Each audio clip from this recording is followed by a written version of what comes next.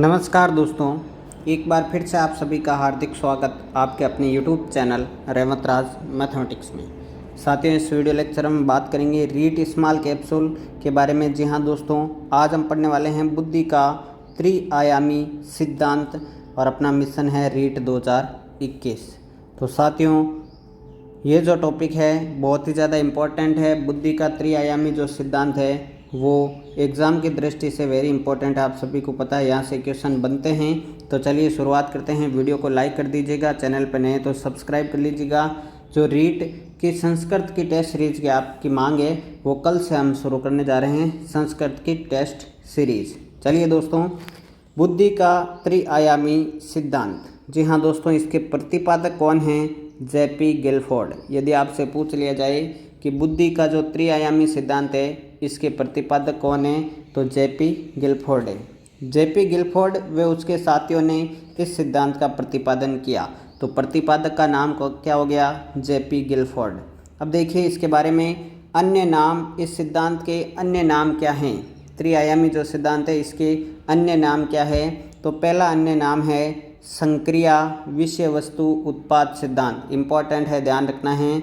संक्रिया विषय वस्तु उत्पाद सिद्धांत इसका अन्य नाम है। दूसरा नाम है बुद्धि का संरचनावादी सिद्धांत। इस सिद्धांत को बुद्धि का संरचनावादी सिद्धांत भी कहा जाता है।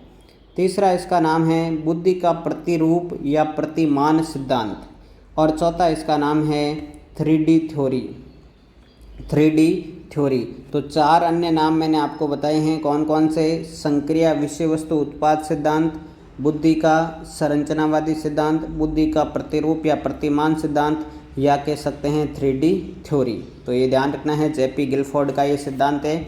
अब देखिए साथियों, गिलफोर्ड ने 1967 में एक डिब्बे के आकार का मॉडल प्रस्तुत किया जिसे बुद्धि का संरचना मॉडल कहते हैं। इन्होंने डिब्बे के आकार का एक मॉडल दिया और बुद्धि को जो है विभिन्न भागों में बांटा कि किस प्रकार एक व्यक्ति में बुद्धि पाई जाती है।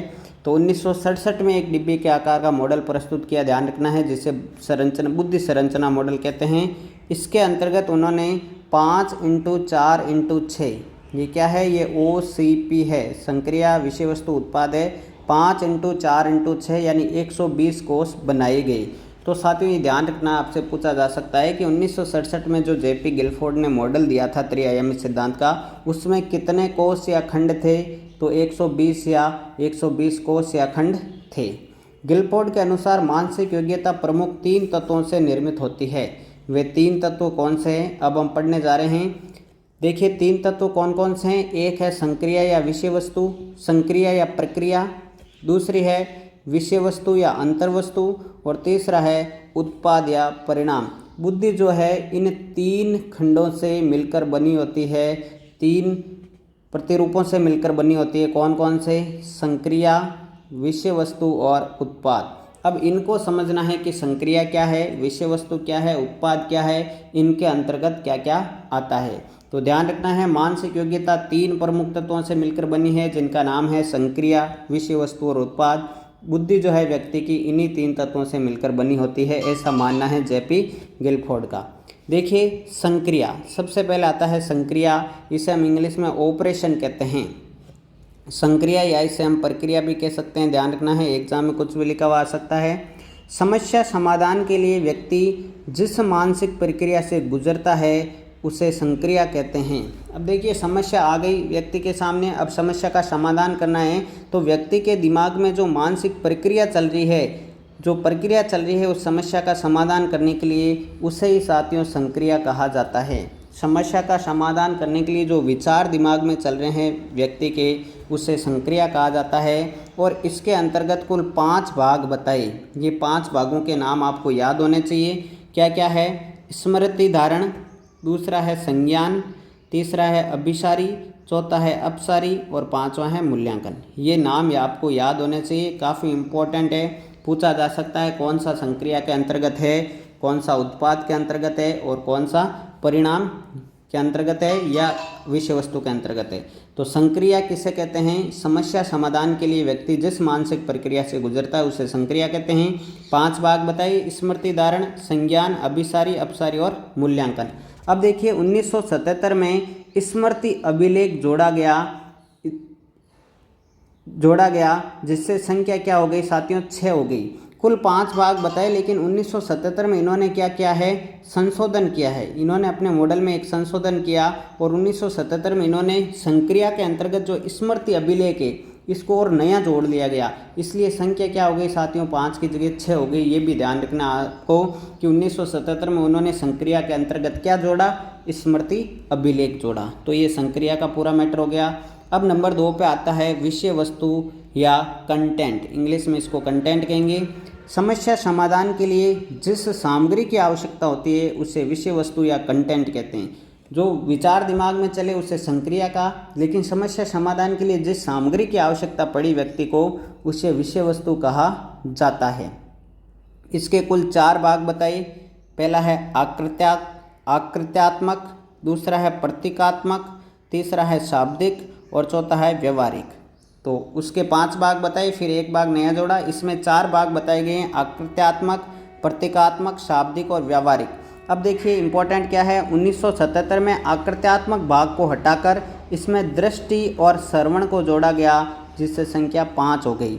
ठीक है, आकृत्यात्मक को हटा दिया गया, इसकी जगह 2 भाग जोड़े गए, एक तो जोड़ा गया दृष्टि और एक जोड़ा गया श्रवण, जिससे संख्या कितनी हो गई साथियों, जिससे इसमें संख्या 5 हो गई। तो ध्यान रखना है, समस्या समाधान के लिए सामग्री की आवश्यकता होती है उसे विषय वस्तु कहते हैं। इसके 4 भाग थे, आकृत्यात्मक, प्रतीकात्मक, शाब्दिक और व्यावहारिक। और 1977 में आकृत्यात्मक को हटाया गया, दृष्टि और श्रवण को जोड़ा गया।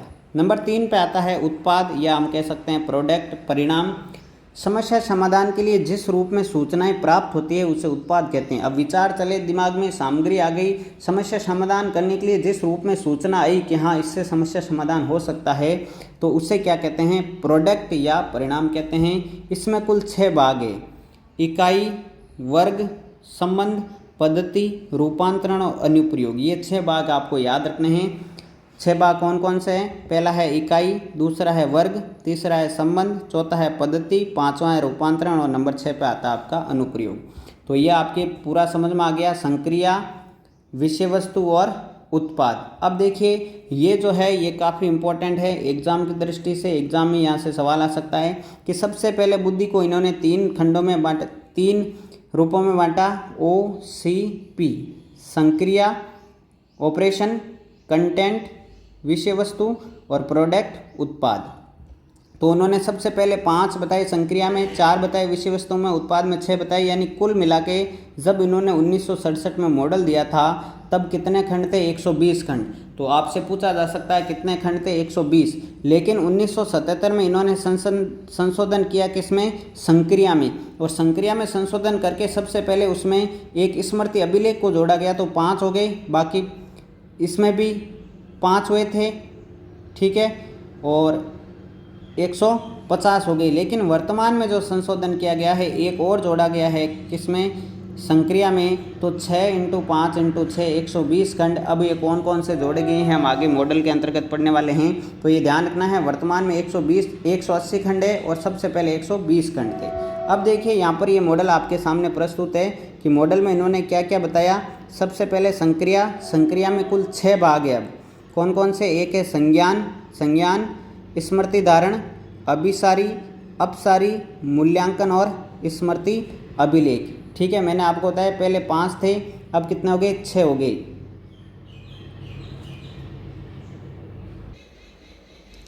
और यहाँ पर देखिए विषय वस्तु में क्या क्या आएगा, दृष्टि, सांकेतिक, शाब्दिक, व्यावहारिक और श्रवण। और उत्पाद में क्या क्या आएगा, इकाइयाँ, वर्ग, इकाई, वर्ग, संबंध, पद्धति या प्रणाली, रूपांतरण और अनुप्रयोग। तो यह है बुद्धि का संरचनात्मक मॉडल। एक डिब्बे के रूप में इन्होंने मॉडल दिया, जिसे संरचनात्मक मॉडल कहते हैं, त्रिआयामी मॉडल भी कहा जाता है। और आपको बता दिया संक्रिया, विषय वस्तु, उत्पाद मॉडल भी कहा जाता है। तो ये कुल मिला के ये मॉडल है जो कि JP गिलफोर्ड ने दिया है। निश्चित रूप से आपको ये समझ में आ गया होगा। हम छोटे छोटे इसलिए वीडियो लेके आ रहे हैं ताकि आपका टाइम भी ख़राब ना हो साथियों, और आपको इजी वे में जो है टॉपिक क्लियर हो जाए। तो अन्य नाम भी आपको याद रखने हैं, संक्रिया, विषय वस्तु, उत्पाद सिद्धांत, बुद्धि का संरचनावादी सिद्धांत, बुद्धि का प्रतिरूप प्रतिमान सिद्धांत या 3D थ्योरी।